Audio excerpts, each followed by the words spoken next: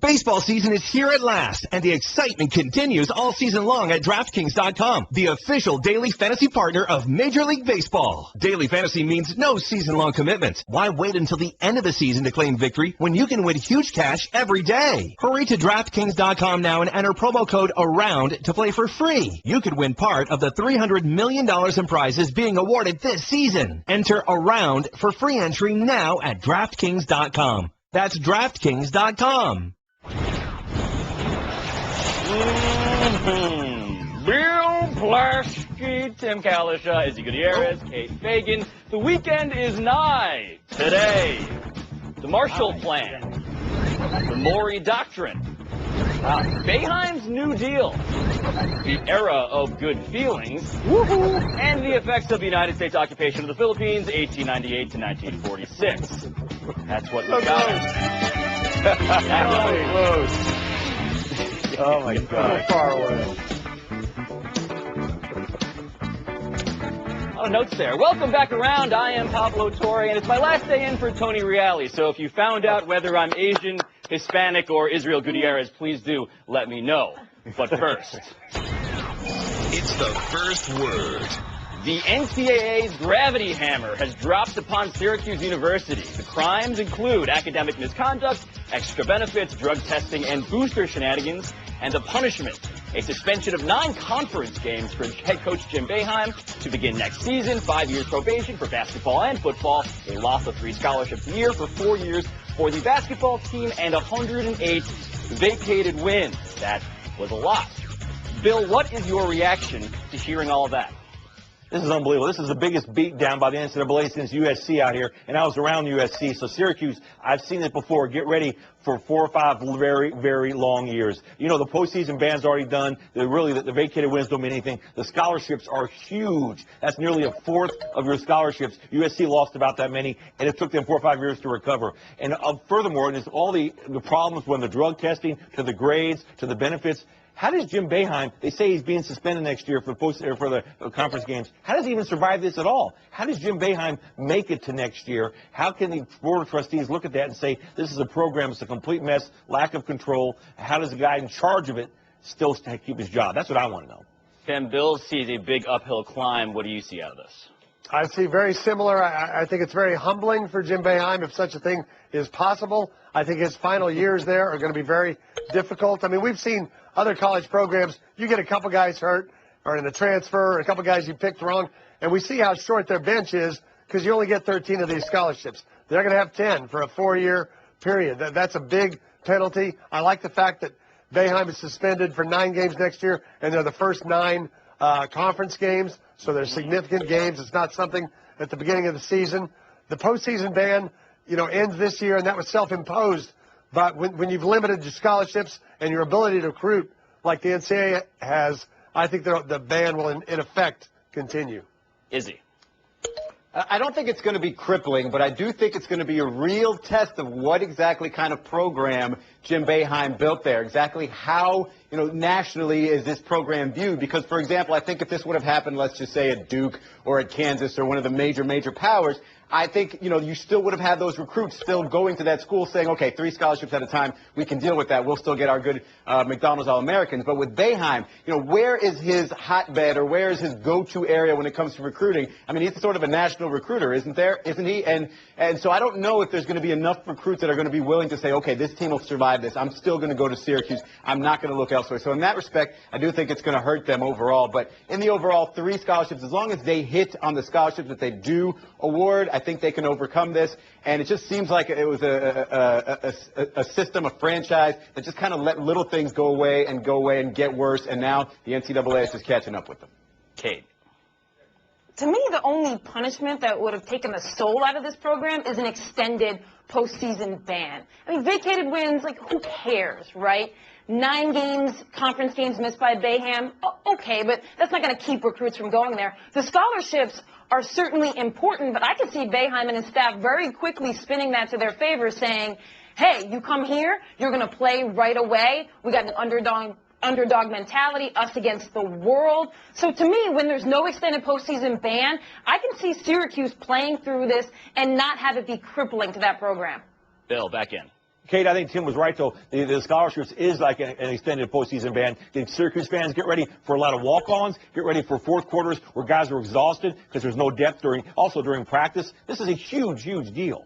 Bill Plaschke, the ghost of Christmas future, Syracuse. Tim Beckett. I've seen it. Syracuse plays in a ridiculously large and tough conference now, and when you're going up against Duke and Carolina and Louisville and Notre Dame and Virginia and all these teams, if you're down in the middle of the pack, you're not going to get to that postseason. Izzy, last word. This does kind of make me wonder, how bad is it going to be for North Carolina when they sanctions come down on them, because it seems like that's going to be significantly worse. Oh, right. North Carolina, that's also happening. Also happening, Brandon Marshall coming to New York. The Jets sent a fifth-round pick to the Bears for the talented and historically controversial receiver, escalating the arms race in an increasingly interesting AFC East. Now all the Jets need is, an actual arm to throw to Marshall and Eric Decker. Kate, is this more about the Bears or the Jets to you? This is about the Jets, but let's not spin the narrative about what Marshall did in Chicago. He had 31 touchdowns in 3 years, and he did a lot of amazing work in the community for mental health advocacy. But it's about the Jets, right? Because now Marshall is teamed up with Eric Decker for a 1-2 wide receiver combo, which raises the question of who is going to throw the ball to them?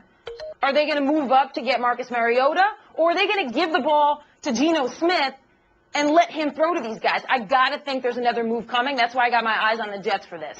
Izzy, is there another move coming for the Jets at quarterback? Well, that's a good question, Pablo, but I don't have the answer to that one. But I do know that I do think to your original question, I agree with Kay, this is more about the Jets. It seems like Chicago, new coach, you don't know what's going to happen with Jay Cutler, and don't ask me what's going to happen with Jay Cutler either, Pablo. Fair. I don't, so they're sort of in a transition process. The Jets, I do think it's about them, and I think the big question mark is, and, I know Brandon Marshall's had his history of, not getting along with quarterbacks or, being a sort of a wide receiver diva. Is that's going to sort of come back again in New York when you don't have a quarterback that can necessarily hit you? And he's one of those possession receivers. He's not so much a deep threat. And if he's not getting his touches, if he's not getting his targets, he's going to get upset. I've seen it happen out here in Miami. So I'm wondering, like Kate said, if there's another quarterback to come, or maybe Marshall has kind of grown up a little bit and he'll sort of calm down and teach Geno Smith rather than just be a problem. Kalishow. Pablo, you come to me with those Jets quarterback questions, sir. Who is it that wants to trade up to the 6th spot? That would be the Philadelphia Eagles. Nick Foles, the 20th pick and next year's #1. Is that something you might be interested in New York? To go, now that you have good receivers, you have Brandon Marshall and you have Eric Decker. I think I like what the Jets are doing. I have no clue what the Bears are doing. They're saving a little bit of cap room. They're trying to emulate Chip Kelly, but they just gave away a guy they traded 2 third-round picks for 3 years ago, got a lot of production from him, and now they're saying, Jay Cutler, find somebody else to throw to. Bill, Tim is solutions-oriented. What do you say? Tim, a lot of production from him, no playoffs. Nobody in history in the NFL has caught as many passes without a playoff appearance than Brandon Marshall. I think the Bears, this is a big move for the Bears because they are changing their culture. They're changing their locker room. They're gaining cap space. And plus, what did last year teach us, if anything, is that you can get a great wide receiver out of the draft in today's NFL. There's some good ones in the draft, from Kevin White to Amari Cooper to Devontae Parker. There's guys they can draft to take his place. Plus, Alshon Jeffrey is ready to move into that role. I think it's all about the Bears. Smart for the Bears. Kate Beckett. I think it's a little unfair to blame Brandon Marshall for no playoff victories. I mean, the Chicago defense imploded last year. That's not on him. And this is a guy who also got injured last year. So I see him going to the New York Jets and making a difference. He also seems like he's become more mature. So that's a good fit for him in New York, especially if they can get him somebody to throw the ball. He's 30 years old. Izzy Beckett. Bill. Pablo, you come to me to criticize Tim's answers, and Nick Foles, is he going to be the answer to that? Is he going to be the guy that makes Brandon Marshall happy? I'm not sure about that. Tim Beckett. I said he was an answer. I didn't say he was the answer to all their Definite problems. versus indefinite article. That's always crucial on this show. That was your horn. Here is your break, and coming up, missed calls, radically different expectations for a big night, and depressing bodily malfunction. That's our next segment, and also my first date. Buy or sell? Okay, Plashkey and Fagan with 7, Kalashaw, Gutierrez with 8, and you guys know how this part of the show works. An NBA game in March is kind of like Interstellar. Odds are it looks nothing like the future, but it's still super fun to pretend. Tonight, the Hawks and the Cavs. Hawk Damari Carroll says this isn't a message game. Cav Kyrie Irving calls it a barometer, saying these games mean a lot. Seeding is a big thing. Bill, is tonight NBA game just a game in March or something more? You know, actually tonight I think it's something more. These are two teams still trying to find themselves. The Hawks recently, a couple weeks ago, were beaten by 25 points by Toronto at home. They got to be wondering about themselves. And the Cavs with LeBron trying to figure out how far they can push it. This will be a great game. Kalashaw. Yeah, I think it's something more, and I really think it's something more for the Hawks. They shouldn't be having to prove themselves with, leading the Eastern Conference by 10 games, but they really are, because we know when the playoffs come, Cleveland is going to be the expected winner, and they're going to be the underdogs regardless. Izzy. Yeah, there's going to be some games that just feel like they mean more, but obviously this one doesn't mean anymore, and it's not necessarily a predictor for what might happen in the playoffs should these two teams meet. However, if you remember the way they played and the atmosphere in that place when they played Golden State and came out with a victory, I have a feeling this is going to feel the same way, and the Hawks are going to get the best out of the Hawks. Hey. Yeah, this is more. These two teams haven't played since December 30th, and that was when the Cavs did not have J.R. Smith, Shumpert, Mozgov. So this is the first time, really, these two teams have played each other. They won't see each other again until possibly the playoffs, so this is more. In regard to James Harden, yesterday Kate said, a foul is a foul. Good news, Kate. The NBA agrees with you. After reviewing the play, they say James Harden was fouled. It should have been called, and oh, by the way, the Rockets still lost. Tim, does the NBA's new last 2-minute transparency review even matter? I think it does, only from a credibility standpoint. I'm glad they said this, although this feels like it's been a ridiculously unfair week for Houston. They lost a close game when Harden shouldn't have even been suspended, and now they lost another game where there should have been a foul call at the end of it. I think it's hard to say they owe Harden free throws. He gets 1 million of them, but they owe him a couple more. Izzy. It doesn't mean much to the Rockets or their fans. It doesn't mean anything to the Grizzlies and their fans. What it means something to me, in my opinion, is to the officials themselves, because they clearly botched this call, and now they get called out for it nationally, and, it's just going to make them sort of sharpen themselves, especially late in games when it's most important. Okay. Yeah, Izzy's exactly right. These refs are human beings. Don't think they won't put this in the back of their mind and come playoff time, be remembering what the NBA said about that call. I am well aware that referees are unfortunately human beings. Bill, back in. Yeah, Kate, you're right. They're going to be remembering what they said. That's why this is such a terrible, terrible idea to have the store transparency. Basketball is the hardest game in the world to officiate. I'm all for getting it right during the game. I'm all for having the replays and everything. But once the game is done, you have to move on, because otherwise you could question every call. So these officials now, when they take the floor, next time James Harden's playing, the fans are going to go crazy. Harden's going to go crazy. You don't need to put him in this position. You can admonish him behind closed doors, but to make it public doesn't serve anybody. The game is too tough to officiate. Some officiating nihilism from Bill Plashkey. I kind of appreciate that in a weird way that I did not anticipate. Wes Matthews' nickname is Iron Man, and, well, you can guess what happened next. The Portland guard, who'd missed only 13 games in 5 seasons, tore his left Achilles during last night's win over the Mavs, leaving the Trailblazers without a starter and their best three-point shooter the rest of the way. Izzy, how do the expectations change for these Blazers now? I don't think they change a ton. Obviously, inside that locker room, they really liked Wes Matthews. He's a really good player. But Aaron Aflalo's pretty good insurance. Hasn't been shooting it as well, but pretty good insurance there. It just requires some more guys to step up from their bench, maybe a Jarrell Wright to have a good shooting rest of the season and postseason. Otherwise, it's still on their main 2 guys. Kate.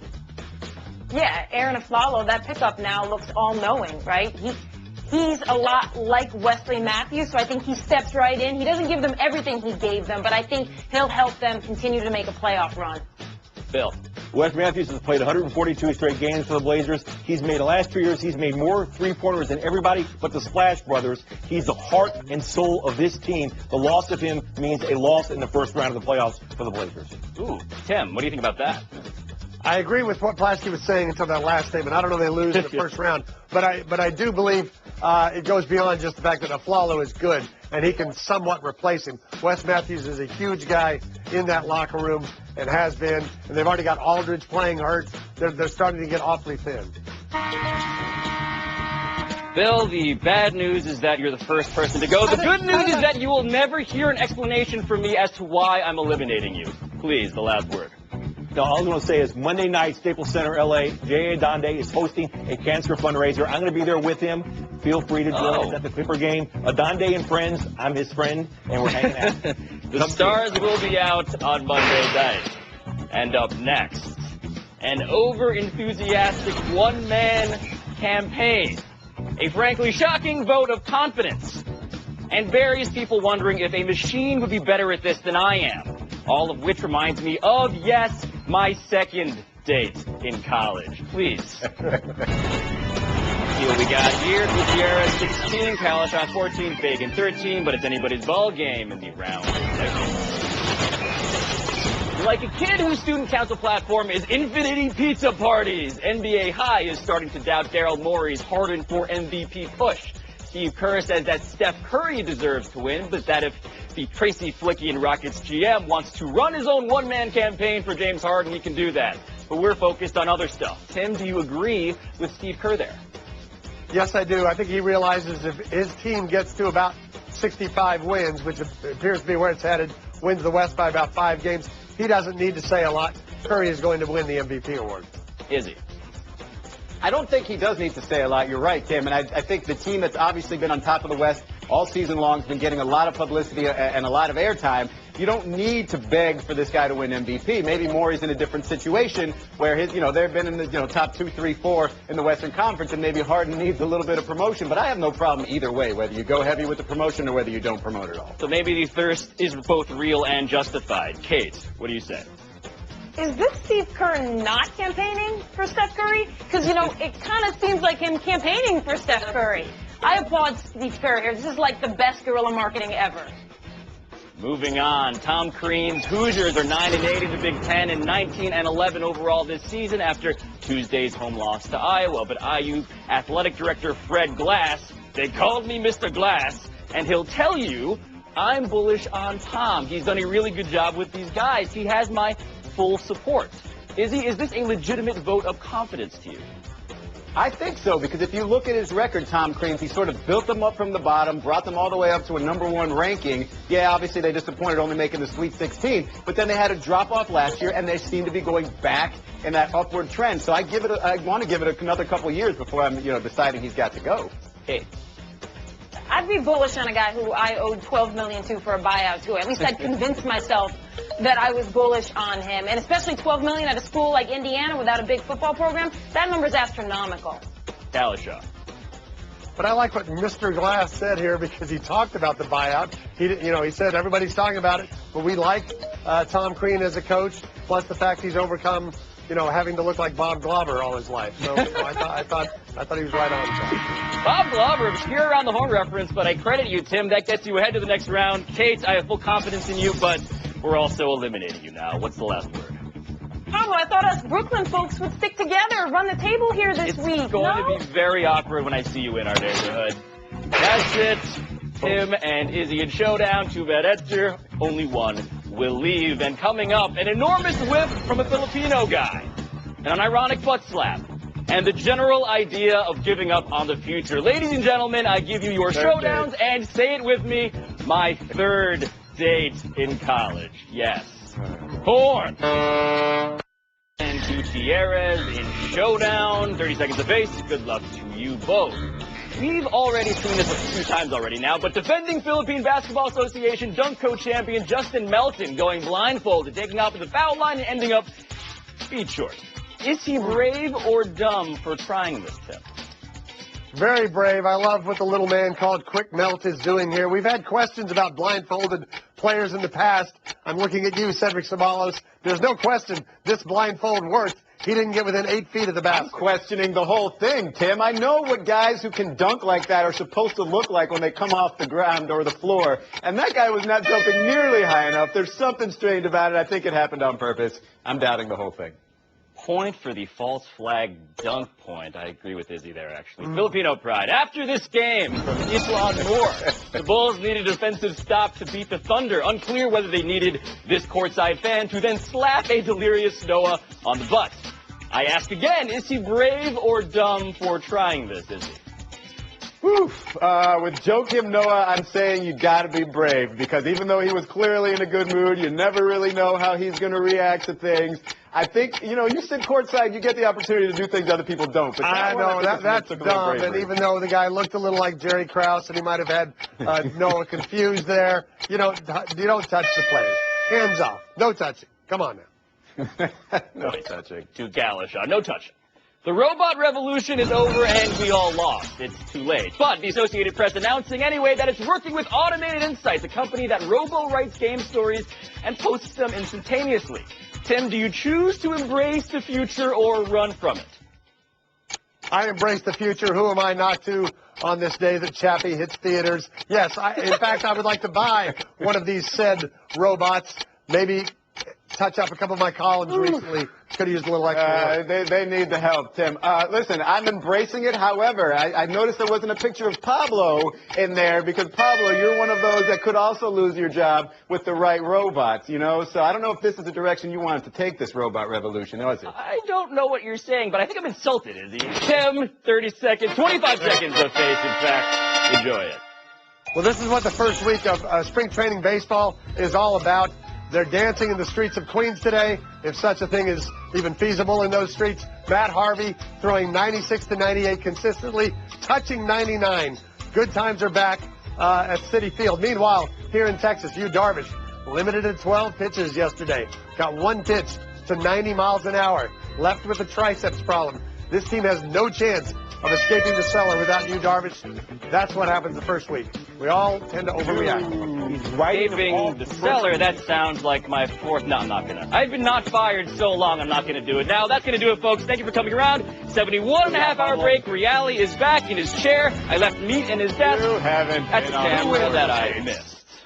Baseball season is here at last, and the excitement continues all season long at DraftKings.com, the official daily fantasy partner of Major League Baseball. Daily fantasy means no season-long commitments. Why wait until the end of the season to claim victory when you can win huge cash every day? Hurry to DraftKings.com now and enter promo code AROUND to play for free. You could win part of the $300 million in prizes being awarded this season. Enter AROUND for free entry now at DraftKings.com. That's DraftKings.com. ESPN Radio. With the action on the court, the diamond, or the gridiron. Comes alive. The NBA. The San Antonio Spurs are the world champions. Major League Baseball. San Francisco Giants are the champions of the baseball world. The new college football playoff. College football playoff national champion, the Ohio State Buckeyes. You're home for the best in sports play-by-play. ESPN Radio.